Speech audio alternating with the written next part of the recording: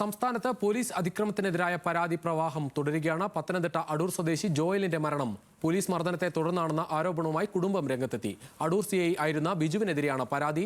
Police മർദ്ദനത്തിൽ കേൾവി നഷ്ടപ്പെട്ടുവെന്നാണ് കണ്ണൂർ നാറാത്ത് സ്വദേശി അഷ്റഫിന്റെ ആരോപണം.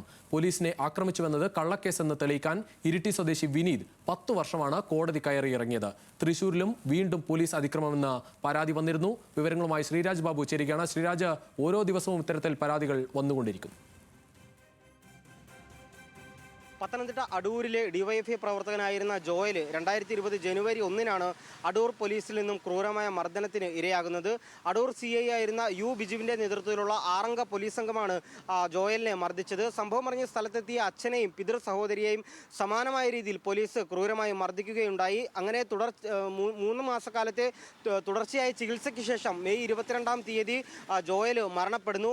കുടുംബം അന്നു മുതൽ തന്നെ നിയമ പോരാട്ടം തുടരുകയാണ്. മറ്റൊരു വാർത്ത പോലീസ് മർദ്ദനവുമായി ബന്ധപ്പെട്ട് വന്നത് കണ്ണൂർ ജില്ലയിൽ നിന്നുമാണ്. കണ്ണൂർ ടൗൺ CI ആയിരുന്ന ശ്രീജിത്ത് കൊടേരി മർദ്ദിച്ചു എന്ന ആരോപണവുമായിട്ടാണ് വർക്ക്ഷോപ്പ് മാനേജറായ KT അഷ്റഫ് രംഗത്തെത്തിയത്. 2017-ൽ വളപട്ടണം SI ആയിരിക്കുന്ന ഘട്ടത്തിലായിരുന്നു മർദ്ദനമെന്നും ആരോപണമുണ്ടായി. മറ്റൊന്ന്, കണ്ണൂർ ജില്ലയിൽ നിന്ന് തന്നെ കണ്ണൂർ ഇരിട്ടി സ്വദേശിയായ വിനീതിനെ പോലീസ് സംഘം ക്രൂരമായി മർദ്ദിച്ചു എന്ന ആരോപണമായി വിനീതും രംഗത്തെത്തി.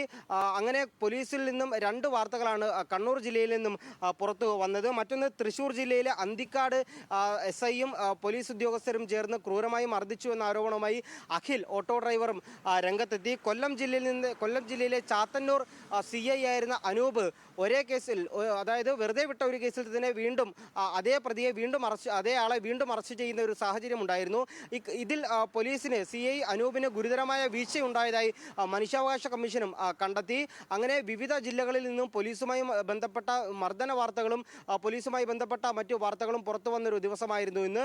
VD സതീശൻ, പ്രതിപക്ഷ നേതാവ്, ഈ പോലീസിന്റെ മർദ്ദനത്തിലും പോലീസുമായി ബന്ധപ്പെട്ട ആരോപണങ്ങളിലുമെല്ലാം തന്നെ മുഖ്യമന്ത്രി മറുപടി പറയണമെന്നും പറഞ്ഞു. ശരി ശ്രീ.